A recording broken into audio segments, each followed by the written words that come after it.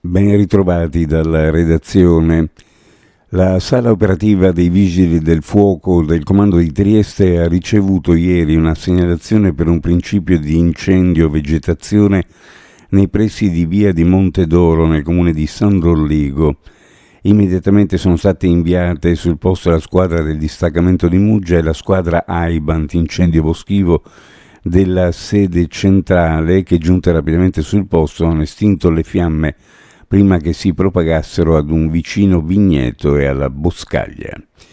Il livello di saturazione a Muggia è tale che il sindaco Paolo Polidori ha chiesto, tenuto dalla prefettura, uno specifico comitato per l'ordine e la sicurezza in programma mercoledì 31 luglio. Si parla di episodi che quotidianamente vedono la zona della stazione degli autobus di Muggia e le tratte da e per Molo T e Acquario trasformarsi in un teatro dove vanno in scena risse, schiamazzi e chi più ne ha più ne metta. Dall'inizio della stagione balneare, complice la chiusura delle scuole, la polizia locale della cittadina rivierasca ha identificato oltre 200 minorenni, contestando numerose violazioni del regolamento comunale.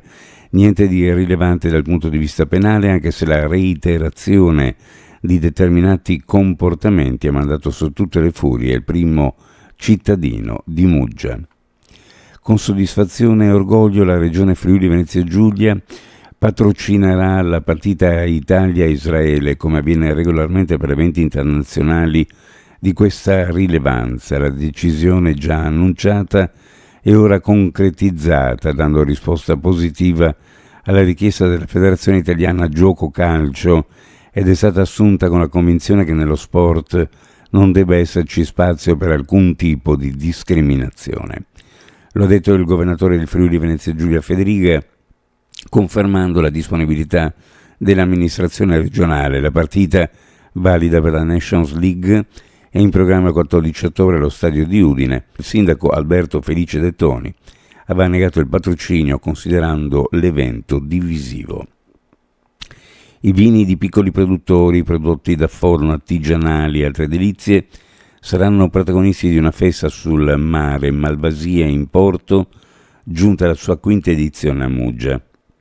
Ad evento che vedrà la partecipazione di 24 vinaioli o 5 artigiani del pane, ha già registrato la vendita anticipata di alcune centinaia di biglietti. La manifestazione si terrà venerdì 2 agosto alle 18.30 alle 22.30 presso Porto San Rocco a Muggia.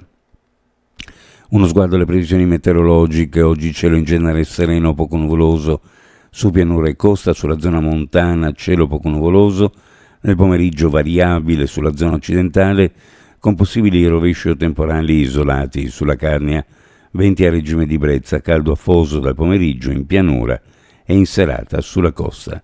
Temperature minime in pianura fra 18 e 21, le massime fra 31 e 33 gradi centigradi, sulla costa minime fra 22 e 25, massime fra 28 e 30 gradi centigradi. Previsioni a cura di ARPA e FVG Meteo.